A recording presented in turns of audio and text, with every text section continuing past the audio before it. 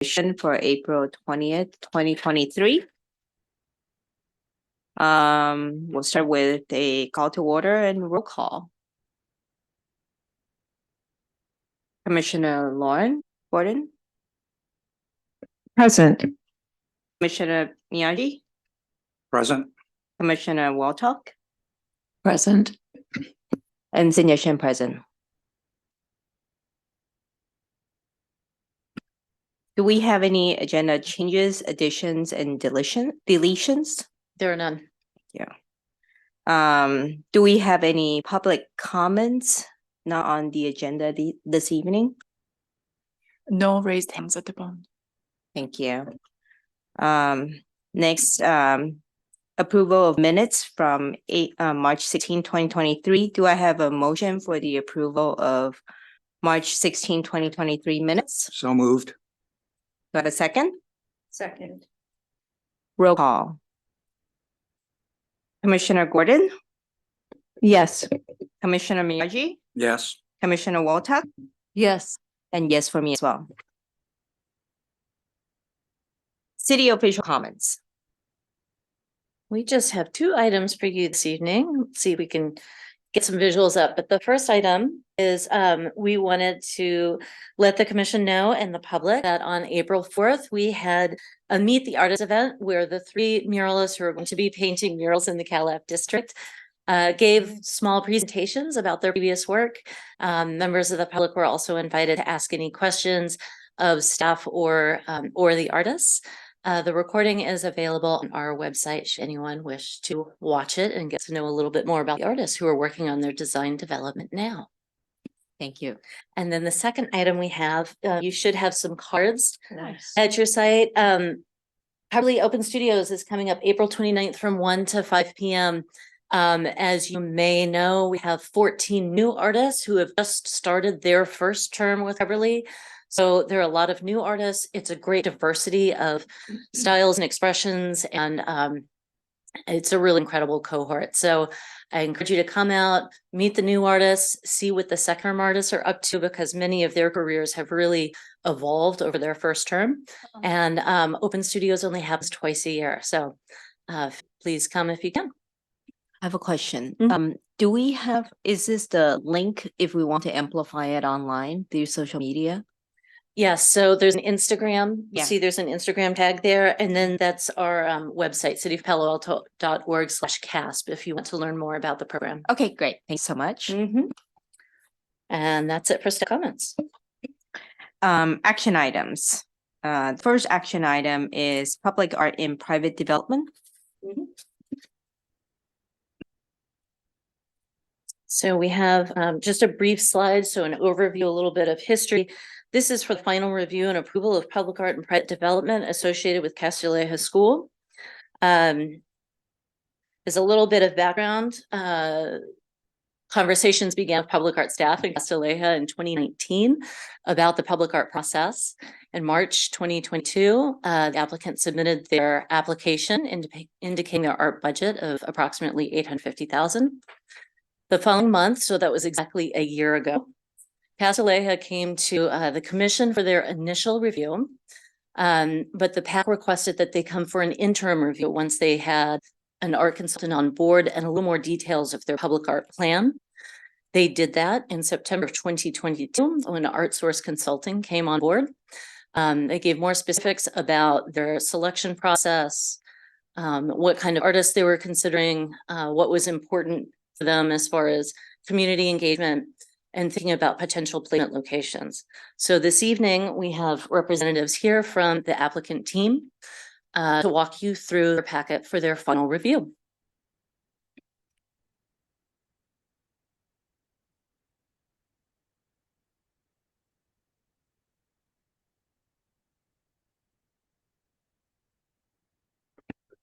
Hi, thank you for having us. I'm Tessa Wilcox from Art Source. If you guys don't remember me or if I didn't meet you in person. The actress band and the director of New Campus Designed for Learning at Castilleja School. So I'm going to just walk you through a presentation, show you briefly sort of what our process was, show you the locations, show you the artists. Feel free to stop me, interject questions. I'm totally fine with that. And let's get started. So this is, you can have a look at this. This is just our search criteria. We went over this last time. I'm not going to read to you because that's really boring, but we can just keep going with the slides. The next slide, please. Again, our project goals. And these are all the things that the committee considered as we met. Going, oh, no, sorry, we're there. So after I met with you guys, can you not hear me better? I think that'll be better. Okay, I can be closer to the mic. How about that? That's great. Okay. So after I met you guys last time, Castellata formed an art selection committee that was comprised of faculty, students, and staff, a member of the Wren's architectural team, and an outside artist who was Al Apkadar, who's a professor at Stanford and has done a lot of book art. So that was sort of our committee that helped decide on who the art would be.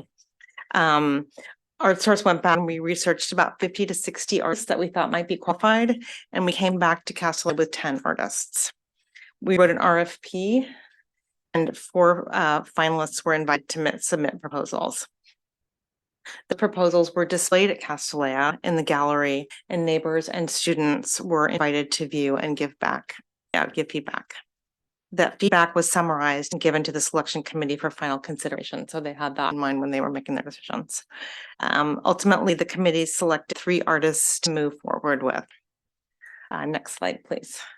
So Castellata is proposing 3 projects, one of which is obscured by my photo up there. But anyways, I'll get into more detail. There you go, you can move me.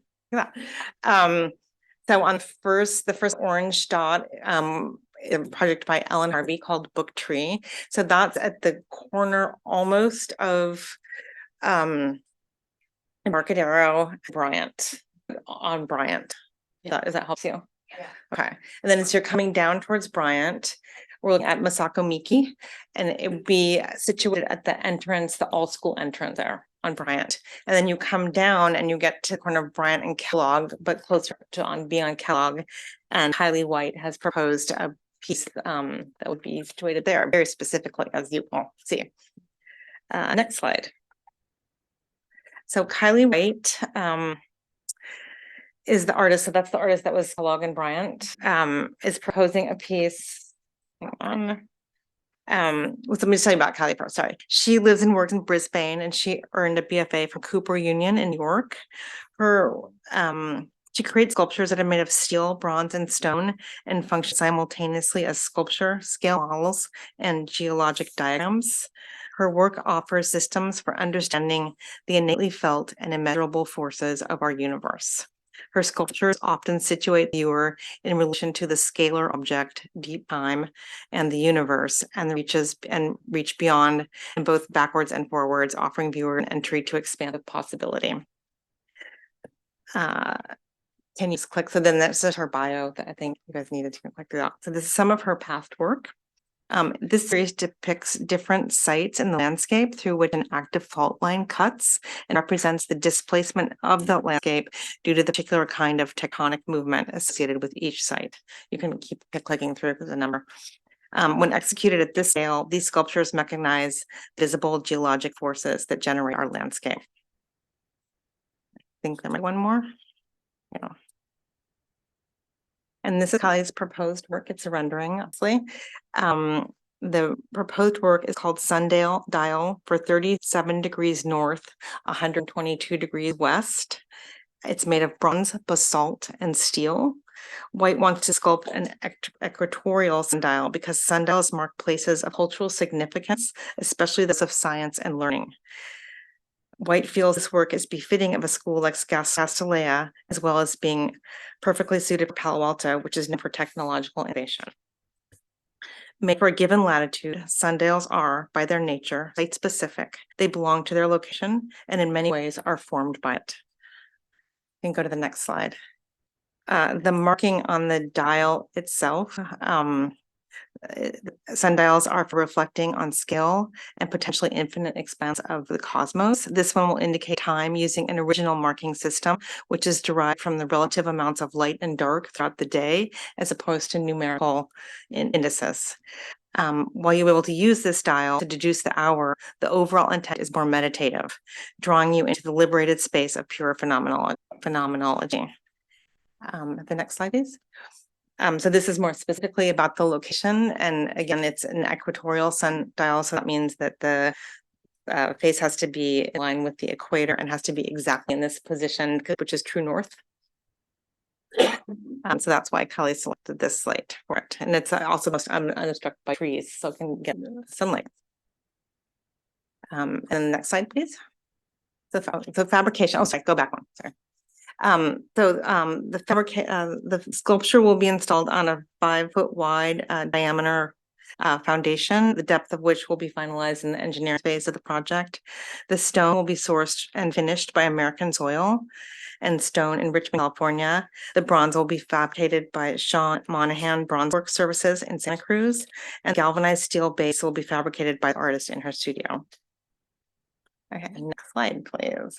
Okay, so the next piece is Ellen Harvey, and Ellen lives in Brooklyn. She's British born.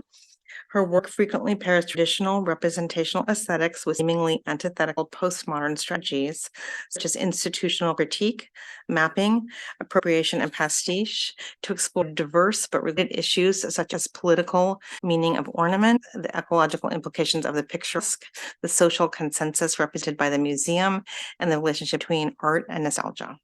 She's a graduate of the Whitney Independent Study Program, Yale Law School, and Harvard University, attended the Berlin Hochschule der Kunst in Germany. Next slide, please. This is some of her past work. This is a mosaic she made for the Marcy Plaza in Brooklyn, New York. The design is based on a quilt, which is sometimes called a mathematical star. And it's used by a variety of communities for learning. This next piece is actually the San Francisco Airport, the new Grand Hyatt there. It inverts the traditional idea of mapping, highlighting the spaces in the Bay Area that are reserved for nature rather than for people. The small gold circle indicates the location of the hotel and the airport and situates viewers in the landscape. Next slide. The next series is an ongoing series of paintings called The Disappointed Tourist. It's inspired by the urge to repair what has been broken. It makes symbolic restitution, literally remaking lost sites at the same time that it acknowledges the inadequacy of such restitution. So anyone can submit a painting and she will paint this thing that you're missing in your world. The next slide is a church that was in a small town in Belgium that was sort of deemed excessive. They just weren't using their churches as much as they had in the past. It was originally built after World War I when it was destroyed. And the mayor of the town came to Ellen and asked that she make a proposal. She proposed they partially dismantle the church and making sort of an artificial ruin or stage for people to have performances and events. It's widely used that she installed a new terrazzo floor that represents both the elements that were removed during demolition and the shadow of the church that was ruined at the end of World War I. That's some of her past work. For Cattleya, Ellen is proposing a project called Brook Circle. It's bronze, would be 6 feet high by 4 feet wide. The sculpture melds Cattleya tradition of planting a tree or shrub on Founder's Day with the larger exploration of Cattleya's relationship to the fight for women's education. Book Circle consists of a bronze circular tree containing or supporting 118 books, 1 book for each year of the school's existence to the date and at the time of opening of the new campus, and 1 for the future. The 118th book will be untitled, a book symbolizing future contributions. The books will be authored by women and will be selected by students, providing an opportunity for robust and exciting collaboration and celebration of women's contributions to the arts and sciences. The goal is to inspire students and viewers to consider the ways in which they can contribute to the future. Wait, I don't understand No worries. She's bronzing real books. No.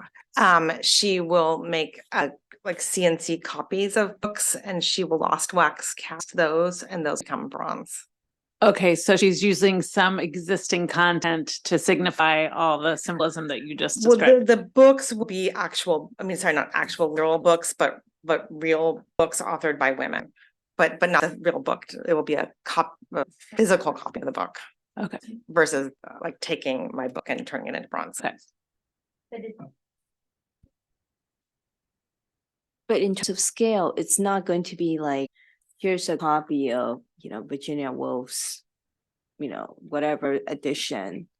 and rendering it, and just making a proportion, like a real bronze rendering of an actual copy of that book that's selected? I think the books will be proportionate. Okay. I think books will be proportionate, absolutely. I Okay. mean, there still will be final design phase, of course, in this process. I think that they will be proportionate. Okay. So they will look books, but bronze. Where am I? So the location for this piece, as we discussed, is closer to Embarcadero, but just around the corner. The fabrication, the sculpture will be cast in bronze by UAP. I don't know if you're familiar with UAP. They're in, and this one is in Hudson in upstate New York. They started in Australia, the big, for fabrication studio. It will be under the direct supervision of the artist who, as I said, lives in New York. The bronze will be cast using a lost wax technique and finished with bead blasting and a patina sealed in a protective wax. UAP boundary is within driving distance of the artist, and they also maintain offices and design facilities in New York City, which will offer easy and constant communication with artist. Next slide. Misako Miki. This is the last artist. She was born in Osaka, Japan, and has resided in the Bay Area for over 20 years. She has her MA from San Jose State University. Miki's works are manifestations of the Shinto concept of Suku Monoganami yokai, or shapeshifters, that take the form of commonplace objects and undefinable forms. By engaging with these mythologies, Miki hopes to forge new collective narratives that express contemporary cultural values, echoing dichotomies of human identity and transformation.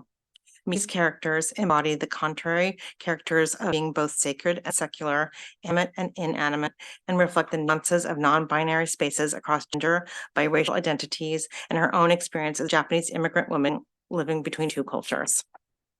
So we can go to the next slide. So her resume, and then this is past work.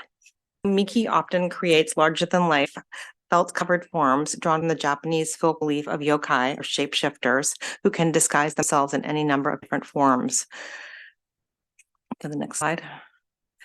And her public work often transforms those felt sculptures into bronze. And so this is an example of a piece that she did for the Uber headquarters in San Francisco. Go to the next slide. And this is another piece in the same project.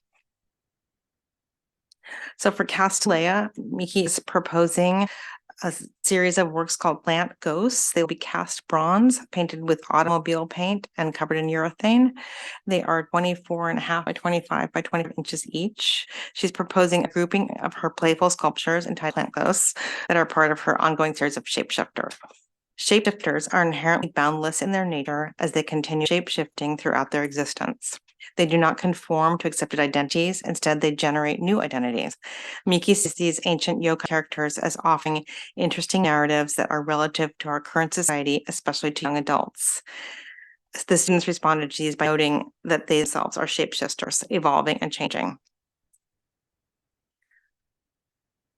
And this is the site for the Miki sculptures, which would be at the all school entrance on Bryant. And these bronze sculptures will be manufactured by Works Foundry in Berkeley, California, and painted using an innovative bronze finish, which synthesizes traditional patina and modern automobile paint. And then this is the estimated timeline for the project, starting from now and finishing November 2025. And this is the budget for the project, sort of grouped some things together. And this is sample signage. And then just gave you overall bronze maintenance guidelines, since all the work is going to be bronze. So.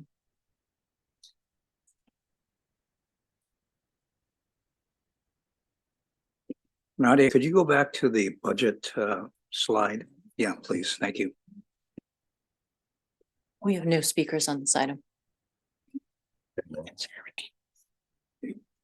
Are there any members of the public who wish to speak on this item? No, there are none. Okay, great. Then I think it's time for discussion. Thank you for the presentation tonight. Well, I have a couple of questions. You said that you had the proposals out for people to view and make comments on, which can be tricky because I was in one project where people thought they were voting on one that they wanted. And then when that one wasn't picked, they got all upset. So, I think you have to make it clear in the beginning, these are just guidelines and that you want something to look at and make comments on. You're not voting for anything. That is exactly what we did because I had, excuse me, I had that preoccupation in mind. So we made it clear to people that we were taking comments and questions and that the decision would be made by the head of school upon recommendation from the committee.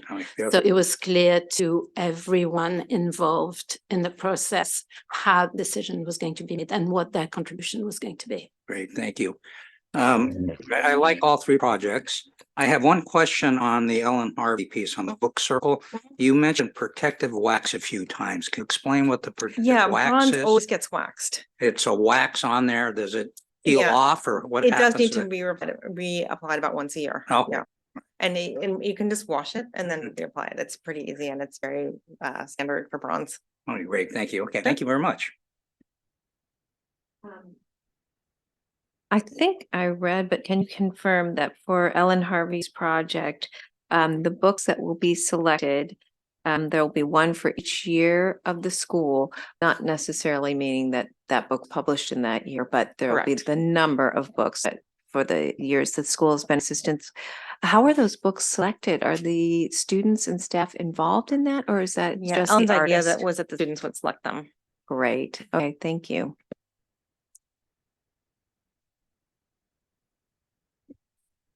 Being that Castellia is an international school, are there going to be any restrictions on what books will ultimately get selected and not?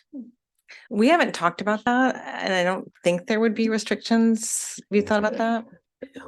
We talked about this very briefly in a meeting.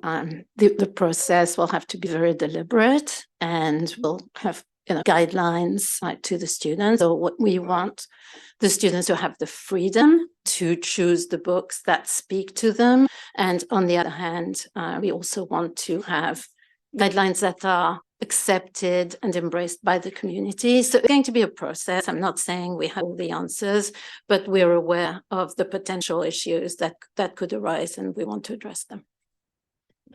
I mean, I think it would be interesting to see books by international, not just, I think that would be really cool if you were Japanese and you wanted to do the Tale of Genji or I don't know what it would be, but I think That would really be certainly, interesting. and I think maybe like in terms of guidelines,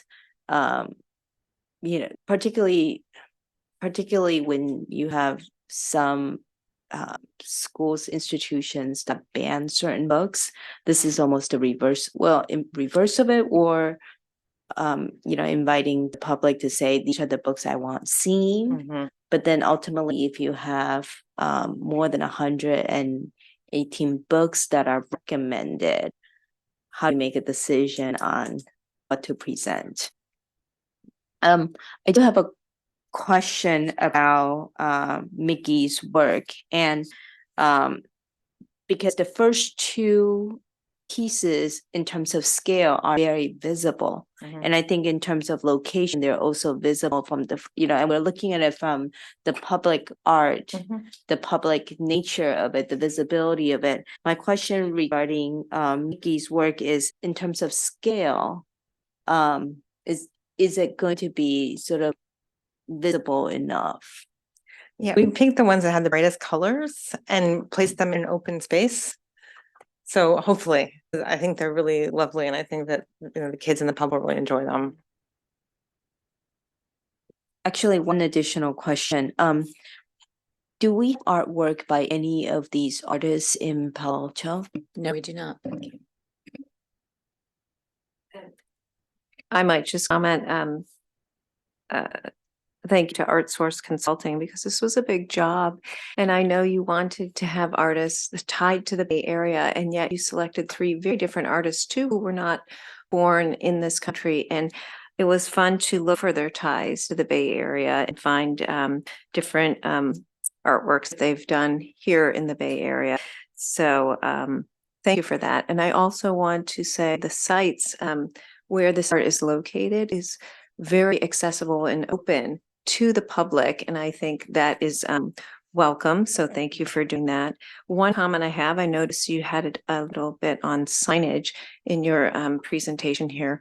But I was also hoping that we could have it QR coded that as the other artworks in our collection do. Do you think we'll be able to do that? That gives a quick history on the artist and That's interesting. We could talk to Castillejo about incorporating the QR code there. We would certainly have them mapped on our map me. So when someone hits the QR code on anything else in our collection, those would come up. So Okay. we'll continue that discussion. I think it's doable. Yeah. We'd have to decide where it led, but yeah. Yep. okay, Great. very nicely done. I'm looking forward to seeing these Thank installed. you. We were.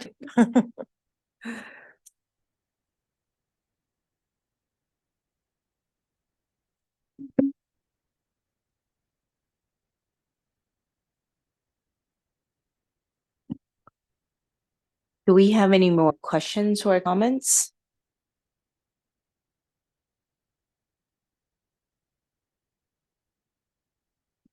Actually, I have an additional question. And because in your packaging is really thoughtful that the breakdown of the artist as well as the fabricator. And as Commissioner Gordon had mentioned, for instance, the last artist, the fabrication will be done by someone local. So in your signage, would it actually reflect that, like both the artist as well as the maker? I hadn't thought about that and we don't normally. Yeah, that's what I thought So too. probably not. Mm.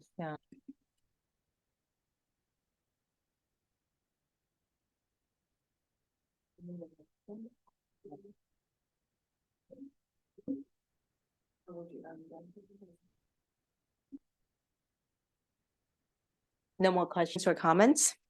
Okay. So do we have a motion to approve the final review?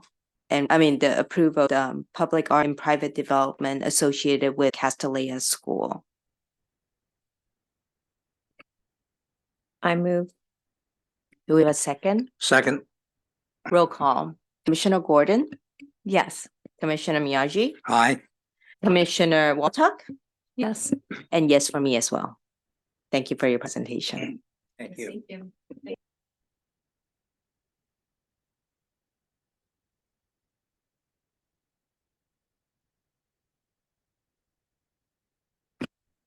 Next item on the agenda, approval of fund for on-call structural engineering service.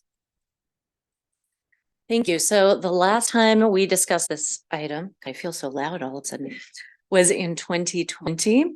And here you can see an image of Adam Marcus's piece that was on King Plaza. That is an example of one of the projects that we use the on-call engineer for. Hobach Lewin has been our on-call engineer for the 3-year term of the contract. We want to renew that contract. They've come in incredibly handy. They're very helpful in projects such as Reyes Magos's piece there. We utilize them for large installations such as code art. You know, it's been a wonderful relationship and we would like to continue that. We didn't spend down the entire 50,000 in the original contract. We're about halfway down, but we would like to add $10,000. So we're asking today for an allocation of an additional $10,000 so that we can extend the contract by 3 years. So this is a little bit of the history here. They consult with the public art program and artists on artwork design to ensure compatibility and constructability for the desired location. So they are very aware of some of the peculiar challenges that we have here. For instance, on King Plaza, when we have to have artworks that are seismically sound, that can withstand gale force winds, which thank goodness we had the engineer to help us with that because that totem would definitely got some push the last couple of months.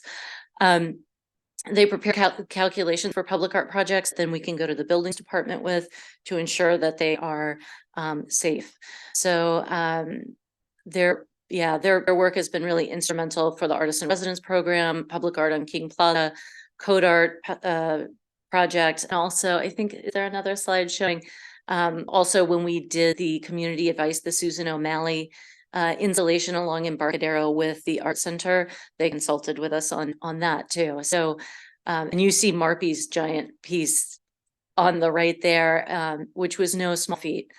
lots of moving parts, literally, and lots of safety discussions that had to take place, and they've been great to work with.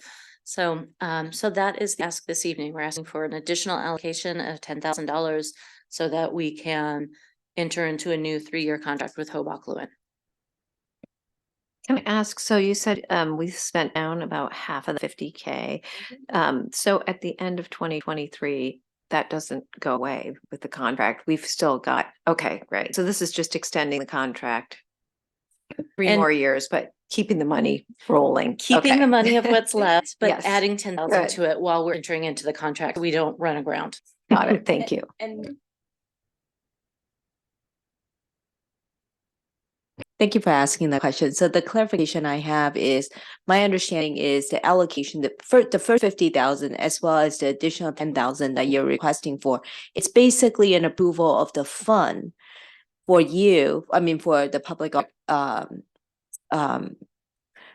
staff team to be able to spend it. The contract we have with this engineering team is probably on an hourly or project base. So it's actually just a piggy bank for you to apply for that usage. That is one way to put it. Okay. That is one way to put it, yeah. When was the first, when was it first granted, the original 50,000? In 2020, Okay, 3-year contract. okay. It sounds like got the money's worth out of this firm, especially this last winter with all the rain and the winds and everything that came up. So it's well worth it. Additionally, we know we're going to need their services for code art once again and for Key Bass and Dean's installation, whatever shape that may take on the plaza. So, so we are anticipating continuing that relationship very soon. I'm just thinking that this type of work, it's really a risk management issue, isn't it? Well, it's abiding by city code, Oh, I see. Okay. right? So, I can't put something that's over 7 feet, you know, it has to Right. meet all these requirements. Right, right. So, and the reason why I ask is because certainly we don't engage them for all projects. So how do we decide when to bring them in to make sure that things are structurally sound? There's a number of benchmarks, but we've been doing this long enough that it's sort of, is this something that is gonna take some wind load, like a big, you know, a big plane like those signs? Is it over 7 feet tall? Anything over 7 feet tall requires us. Anything that we put on the plaza for an extended period of time requires this kind of review. These are behind the scenes things that you never really see, right? Yeah. You never see them, but then you see the project go up. But it's all the work that went behind that to bring this project up. And I think this is really worthwhile. Definitely.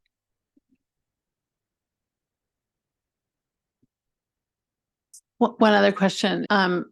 If you spent half down since 2023, do you think that there's a possibility that you'll come back to the commission with or for more than this 10,000?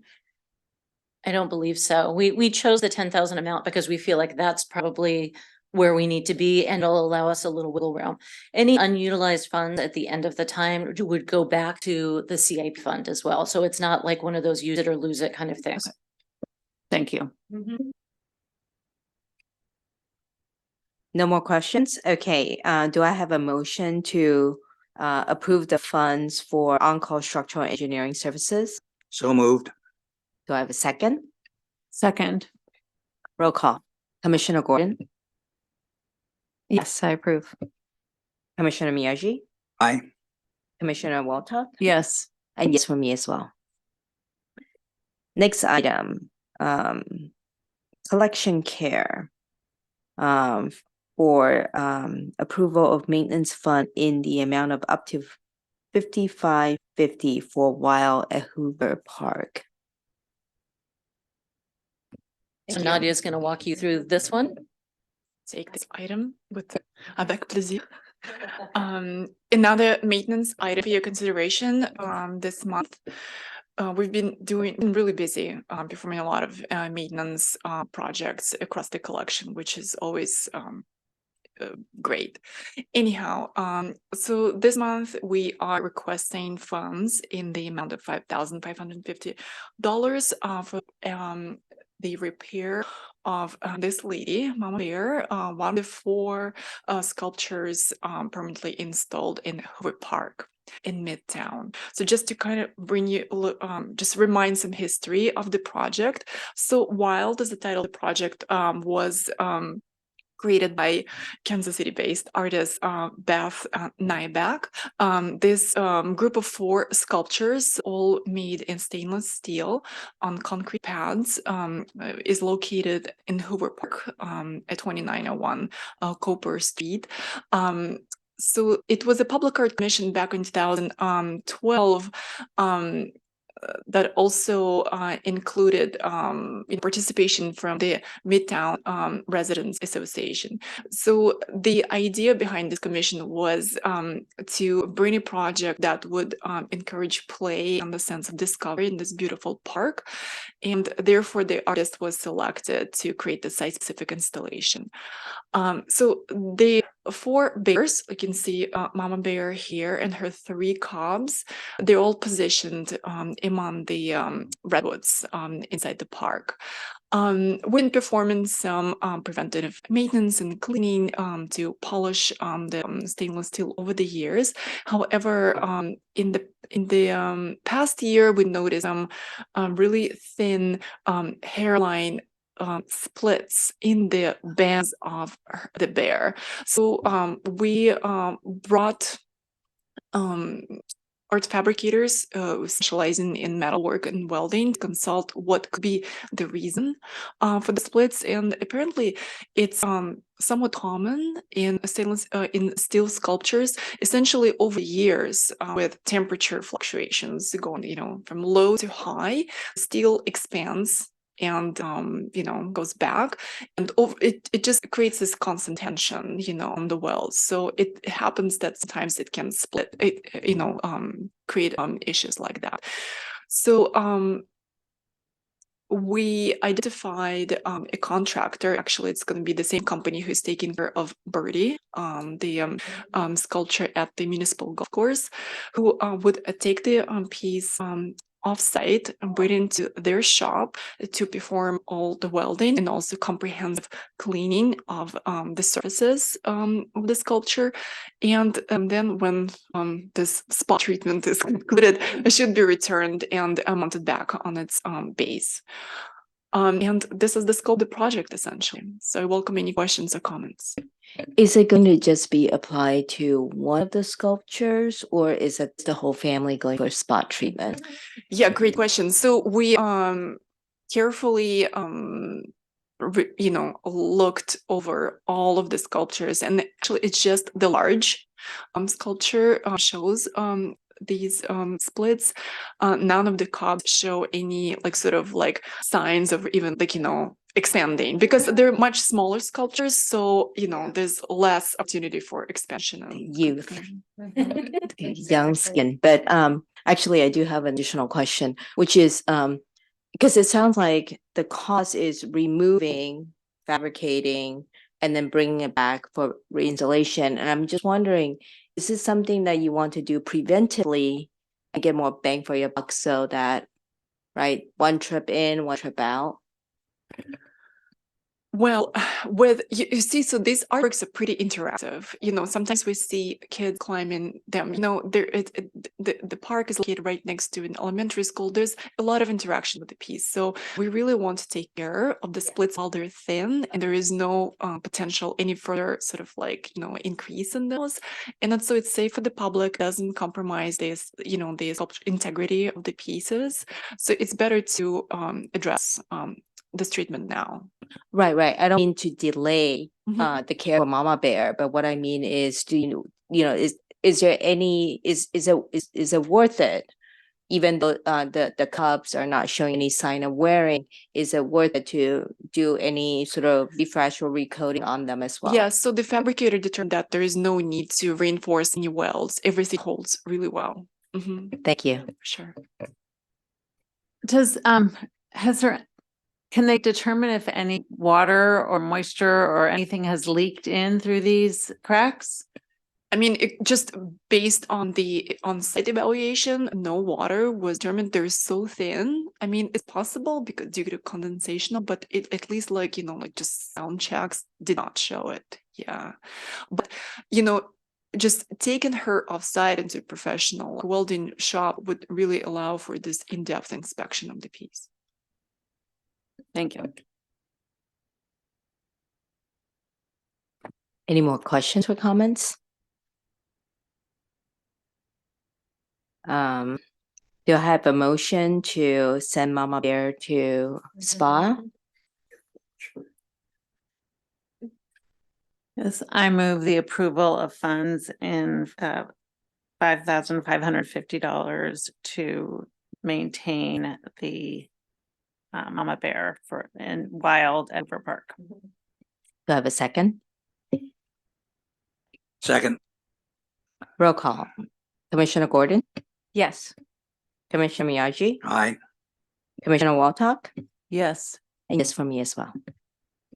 Thank you. We can report on the updates of the projects. Yeah. Next, we have non-action items. The non-action item is basically report back to circulate a draft of the Public Art Commission priority document. Just want to bring it to everybody's attention that this is a draft for commissioners' review and discussion. And hopefully then we can finalize after the meeting for approval at the next meeting.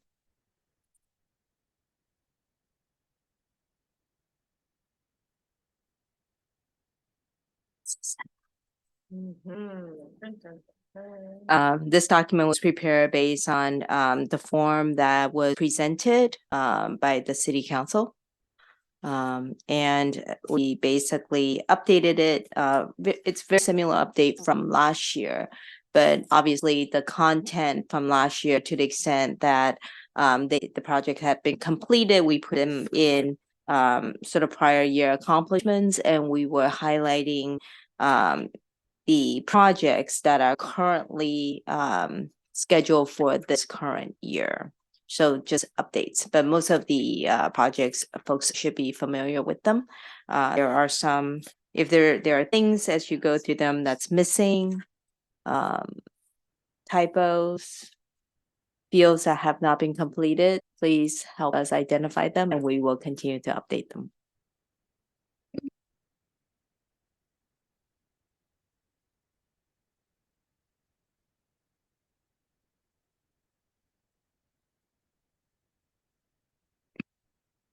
Yeah, so I am not sure if people had a chance to look through the document prior to this meeting, but things that we might appreciate your input on would be possibly the priorities of certain current projects that we're doing.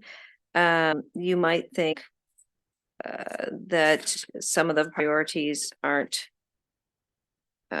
accurate or could be different. So when we go through these projects, we assign different priorities, and those come from the priorities that the commission set in the fall of 2022 for this working year, 23-22, which is building community priority, social justice priority, and public art education priority. So you could take a look at each project and maybe look at those. Or the definition of success for each project. Yeah, just maybe take a quick look at this plan. We would love your feedback. Chair Chennai and Elise spent a little bit of time on this and would love to hear what you guys have to say. Well, thank you for your work. This looks very good. Is there a deadline that we have to get comments back to you, or when is it going to go to council? Is it next month? Well, the document, we'd want to get comments sooner than later so that we can get it all refined and then bring it back to the commission in May to adopt it. And then from there it goes to council. Actually, I have a question, because you know how Lauren and I worked on it together on Google Doc. what is the best form to receive comments? Is it just to send the Google Doc to everybody, for everyone to put in comments? Would that? I don't know That if gets we- really complicated because then there's communication Exactly. between all commissioners. So it's really cleaner if you have specific comments on sections of this, Mhm, email it to staff. mhm. And then I can bring that back to Okay. the chair and vice chair. But it is okay for Lauren and myself to continue to make edits, right? That's correct, Okay. because you don't make a quorum, just Okay. two is Okay. fine. If you Great. go to three, that's a no-no. Yes, ma'am.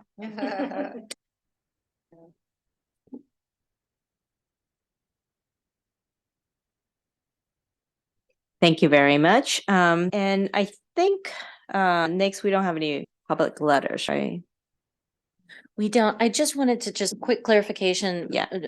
Because Commissioner Miyagi, I think was asking for a deadline for when we want comments by. Yes. We know the packet needs to go out a week ahead of the next meeting. Mhm. So if our meeting's the 18th, packet goes out on the 11th. Maybe if we have all comments by May 1st, would that work? That would be very helpful Does for that us, work so for we can both of put the you? final Yeah. polish on Okay, it. so comments next week would be great, but yes, by May 1st, sent to staff would be great. Thank you. Thank you. And if you're just looking for enjoyable reading sometime, look through your prior year accomplishments and be proud of all that staff and commission did last year. Right, we accomplished a lot. Yep. No public letters. Next item is commission questions, comments, announcements, or future agenda items. Art market is this weekend for anyone who wants to go. What is? Art market, the art fair in Fort Mason. Oh, nice. Really? Let's see if any of our artists are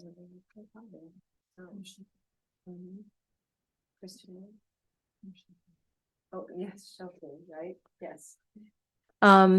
Actually, if I may, make a report back to the commission, at the last meeting, we learned about HRC. The number of members for the HRC was being reconstituted and changed from 5 back to 7. And so I had written to the city council. I had provided written comments as well as provided verbal comments during the meeting, as well as Lauren, I think, did the same. But because the item was only intended to cover the HRC, they were not able to change it to also make the same change for Public Art Commission. So my personal goal is to continue to communicate with City Council, and I encourage other members of the council, the commission, to feel appropriate, to feel free to reach out to City Council as well, to communicate sort of the benefits of having a larger commission. So are you saying you are advocating for the commission to go from 5 to 7?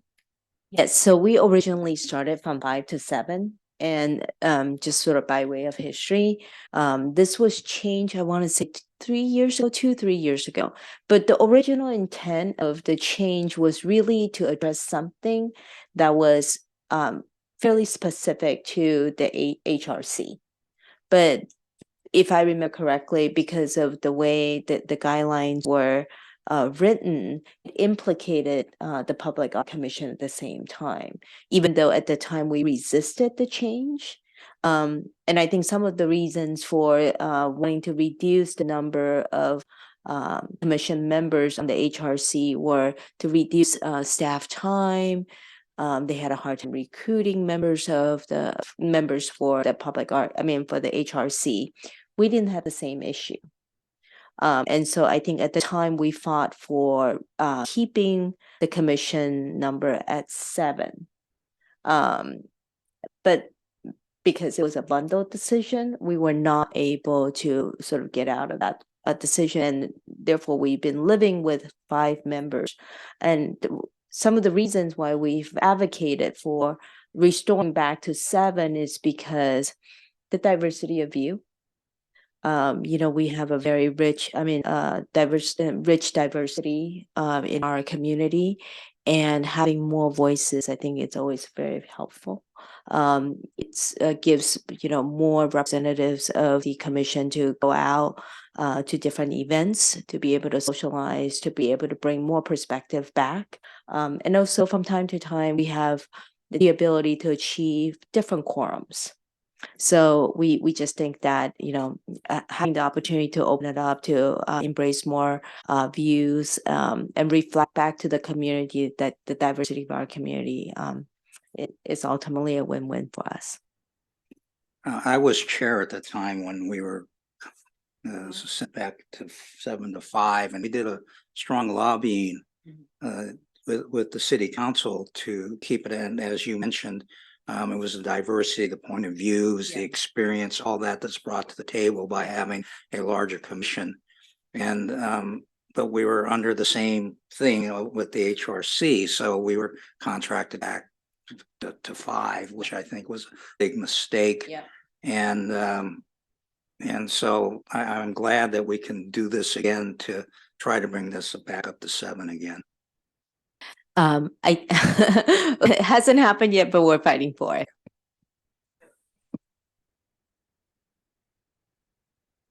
Is it up for discussion at any time, or is there a window of opportunity, or how does that work? I just want to be mindful that this item is not on the agenda, so it can caught too much into discussion. But I can follow up with you a little bit more about process and how things get agendized for council. Yeah.